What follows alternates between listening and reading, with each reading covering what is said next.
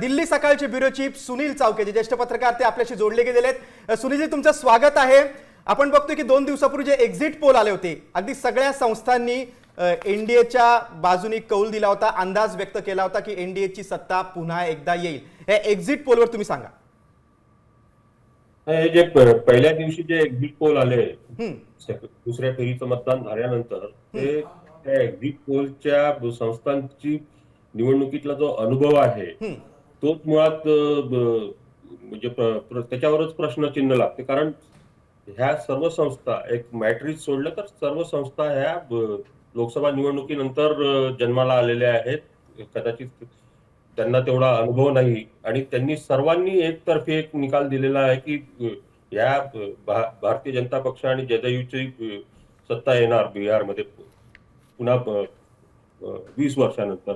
तर हा जो निकाल आहे एक्झिट पोलचा, हा जो कौल आहे तो संशयास्पद आहे आणि त्याच्यावर नंतर मग जे सुनीलजी आणि नुसती सत्ता येणार नाही तर बहुमत म्हणजे सगळ्यांनी 120 ते 140 जागा दिल्या, जवळपास 120 ने 209 पण दिलेले आहेत। हो, एका संस्थेनं 243 पैकी 209 जागा येतील असा बाकीत वर्तवला आहे। तर त्यामुळं हा जो त्याच्यावर प्रश्नचिन्ह लागलेला आहे, कारण या सर्व संस्थांचा अनुभवच मुळात नाही, 1 वर्ष देखील त्यांना झालेलं नाही आहे या व्यवसायात। आणि हे जे शास्त्र आहे त्या शास्त्रातला जे निकष आहेत ते ठोकताळे असतात, त्याला वगळून त्यांनी आपले अंदाज व्यक्त केलेले आहेत। त्यामुळे ते कितपत खरे ठरणार हा एक मोठा मुद्दा आहे। आणि त्यानंतर ऍक्सिस इंडिया जो म्हणजे प्रदीप गुप्ता यांची जी संस्था आहे त्यांनी जे एक्झिट पोल दिलेला आहे दुसऱ्या दिवशी, ते थोडंसं विश्वासार्ह वाटते, कारण त्यांची विश्वसनीयता आहे या क्षेत्रातली। आणि मागच्या वेळी त्यांचं लोकसभा निवडणुकीत अंदाज चुकला होता आणि ते चॅनलवर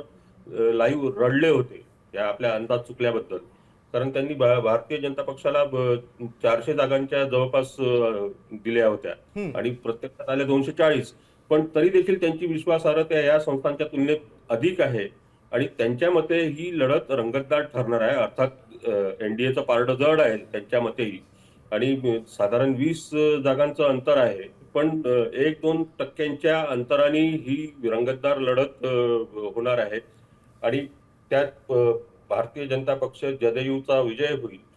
त्यामुळं उरलेल्या पहिल्या दिवशीच्या ज्या एक्झिट पोलचे अंदाज होते ते सगळे निरर्थक ठरतील की काय, अशी शंका येण्याची जागा आहे। या निवडणुकीत म्हणजे तसं पाहिलं तर भारतीय जनता पक्ष आणि जनता दल युनायटेड यांची आघाडी एनडीए हे विजयी होईल याबद्दल काही म्हणजे शंका वाटत नाही, कारण ज्या पद्धतीने पूर्वतयारी केली होती, 6 महिन्यांपासून निवडणूक आयोग कामाला लागलं, नंतर बिहार सरकार कामाला लागलेलं होतं, मतदार याद्यांचे शुद्धीकरण सुरू होतं, त्यात 65 लाख मतदार वगळण्यात आले आणि नंतर 10,000 रुपये महिलांना, 1.5 कोटी महिलांना 10,000 रुपये दिले गेले। त्या सर्वांचा परिणाम होणारच आहे। अगदी बरं चावके सर, नक्की काय परिणाम झालाय काही तासातच आपल्याला कळणार आहे बिहारमधलं काय चित्र आहे। मी तुमच्याकडे पुन्हा एकदा येणार आहे।